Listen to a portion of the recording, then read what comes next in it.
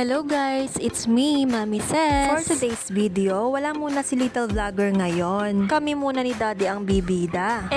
Walang ganon. Dahil nga day off ni Daddy, naisipan naman namin ngayon magluto ng inihaw na bangus. So yun na nga, iniwan namin si Little Vlogger sa mamadal niya. Sakto tulog na tulog siya nung umalis kami. Ayun, pumunta kami dito sa Balayan, sa palengke ng Balayan. Tara, samahan nyo kami mamalengke. Nag-crave kasi kami ngayon ng inihaw na bangus. Hindi muna kasi kami ngayon nagbababoy, kaya ayun, inihaw na bangus muna yung naisipan namin lutuin ngayon. At ayan na nga, nasa loob na kami ng palengke dito. Sakto nagbi-video muna ako para makita nyo ang palengke ng Balayan. At ayan na nga, nakita na namin yung tindahan ng bangus dito. Nalaman ng mami na papunta kami palengke, kaya nagpabili rin siya ng tilapia. Grabe nga pala ang kilo ng bangus ngayon, 240 na per kilo. Si Daddy yung pinapili ko ng bangus, yung pinakamalaki yung pinili niya. Nasa 1 kilo siya mahigit. Shoutout nga pala kay ate, kung sino ka man, ang ganda ng bangus na nabili namin sa'yo. Super fresh talaga. Dahil nga bawal ang baboy ngayon, puro isda ang nakita namin tinda dito. Iba't ibang uri ng isda.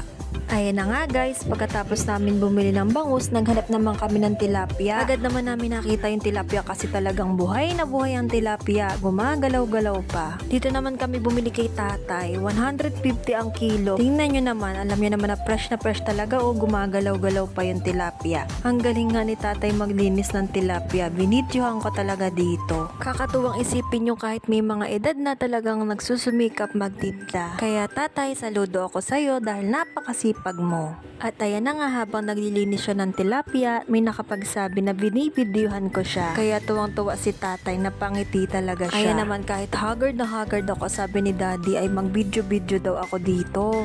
Hindi lang pala tilapia ang tinda nila, may mga tahong din. Ayan, andyan na lahat sa palengke talaga ng Balayan. Pagkatapos naman namin bumili ng isda, bumili naman kami ng pangpalaman sa inihaw na bangus. Grabe, mahal na nga pala ngayon ang bilihin, yung 1,000 mo, 100 na lang. After nyan, pauwi na kami kasi alam nyo na, baka si Little Vlogger naghihintay na sa amin. Sakto, bukas na yung bilihan ng empanada. Alam nyo ba guys, favorite ko tong empanada dito sa Balayan. Diyos ko, pagpasensyahan nyo na ang festla ko dyan. Talagang wala pang ligo. Ayan, habang kinukuha ni Daddy yung motor namin, talagang napabidyo ako dito sa simbahan ng Balayan. Ang ganda talaga ng simbahan dito sa Balayan.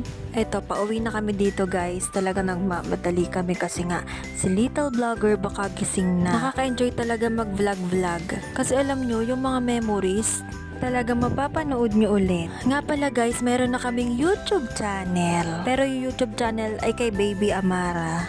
Pa-subscribe na lang ha. Ilalagay ko ang link dito sa caption. At ayan na nga, nandito na kami sa bahay. Pag uwi namin, tulog na tulog si Little Vlogger. Habang tulog pa siya, sabi ko kay Daddy, ihawin na yung bangus. O ano Daddy, nanibago ka sa probinsya no?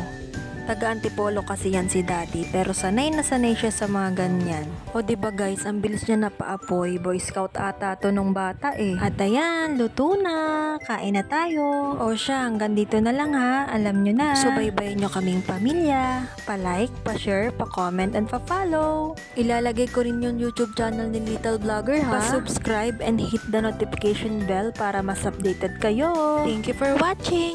Bye!